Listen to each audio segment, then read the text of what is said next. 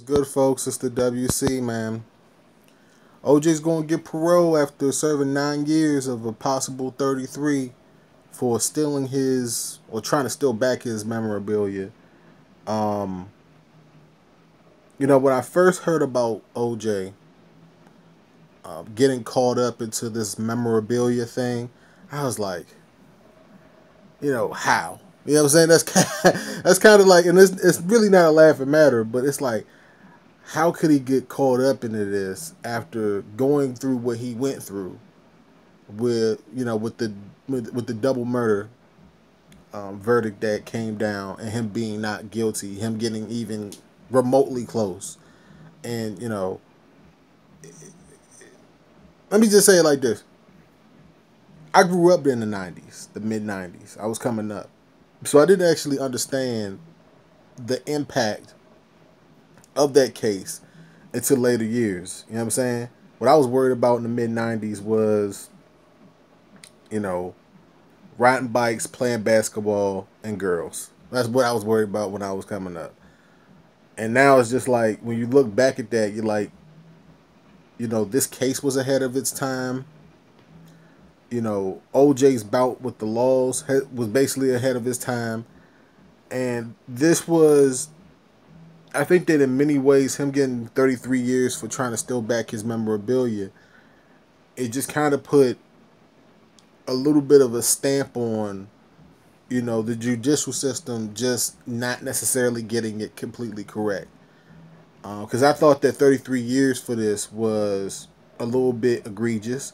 But when you hear the tapes kind of paint a picture. You see the tapes and then you see the security footage, and it just kind of paints a picture of him as being the overtly crazed out aggressor. So, that's just kind of the way it is. And I'm not defending OJ at all. I'm just saying that in this situation, I thought that 33 years was a little bit heavy. And I thought that 33 years was predicated off of the fact that he got nothing for a double murder. That's just kind of how I feel about it. All right. But at the same time, when you hold people up, you know what I'm saying, with a gun, whether you the one with the gun or not, it is what it is. So, different states, different laws. This is actually ESPN that I'm watching, and here's the thing that I want. This is a little bit of advice for ESPN. Stick to frickin' sports, all right? I do not want to hear Jason Reed, or I don't want to hear these people talk. These professional sports guys, and I know they're people just like everybody else. They got a legal analyst on there. He was okay, but I'm just not trying to hear these people. I'm just not trying to hear it from these people. Like, if I want to hear this stuff, I tune into a news channel with people that were hired for this stuff. I'm just not trying to hear from, the people at ESPN about nothing. Nothing regards to this, because this is not necessarily sports. OJ hasn't, OJ hasn't ran the damn ball, all right, for a long, long time. He hasn't been on a football field in a long, long time. All right. So it's sports related, but it's really not.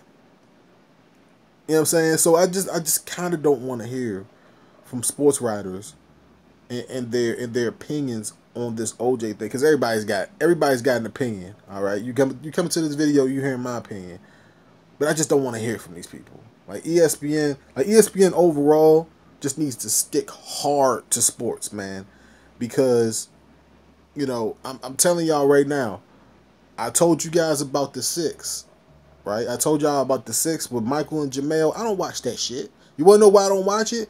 Because it's everything but sports. It's like sports wrapped up into a blanket and layers of stuff that I don't care about. And then it's sports. Like, no. Give me the damn sports. I want to see the highlights. I want to see the sports. I want to see the players talking. That's all I care about.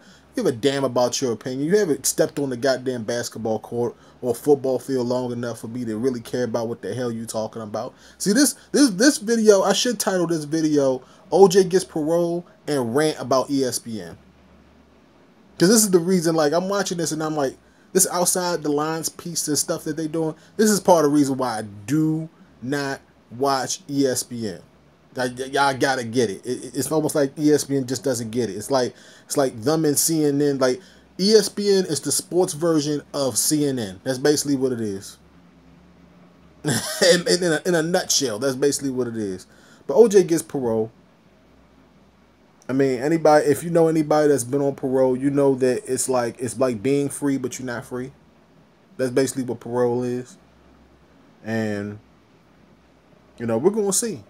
I'm like, a part of me is rooting for OJ, and then another part of me is like, how's he gonna mess this up now? You know what I'm saying? Like, it's almost like, how is he gonna mess this up now?